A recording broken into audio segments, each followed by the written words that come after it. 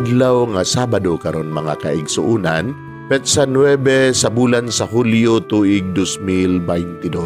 Ang pagbasa kinutlo gikan sa Ebanghelyo sumala ni San Mateo, Kapitulo 10, versikulo 24 ngadto sa 33. Si Jesus mingon ngadto sa iyang mga tinun-an. Walay tinun-an nga labaw sa iyang magtutudlo o walay ulipon nga labaw sa iyang agalon. Busa, angayng malipay ang tinun-an kun mahisama siya sa iyang magtutudlo o ang ulipon mahisama sa iyang agalon. Kung ang Pangulo sa panimalay ginganlag Beelzebul, unsa pakahakangilad ang ihingalan sa iyang mga sakop. Busa, ayaw ka mo kahadlok sa mga tao. Walay tinaguan nga dili mahibawan ug walay sekreto nga dili mabutyag. Ang gisulti ko kaninyo diha sa ngit-ngit kinahanglan, isulti ninyo diha sa hayag. Ug kadtong kamuray na kabati kinahanglang ibalita ninyo ngadto sa uban. Ayaw ka mo kahadlok diadtong mo patay sa lawas, apan dili makapatay sa kalag.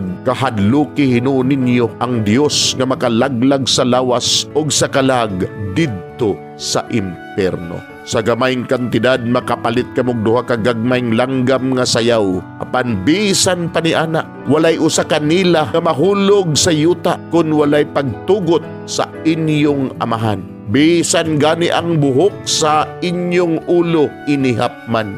Busa, ayaw ka mo kahadlok kay labaw pa kaayo ka mo bili kay sa mga langgam. Ang muila og muangkon kanako atubangan sa mga tao, ang kunon ko usab atubangan sa akong amahan didto sa langit. Apan ang dili muangkon nga siya ako dili ko usab ang kunon atubangan sa akong amahan didto sa langit. Mga igsoon, ang Ebanghelyo sa Ginoo, daygon ikaw o Kristo.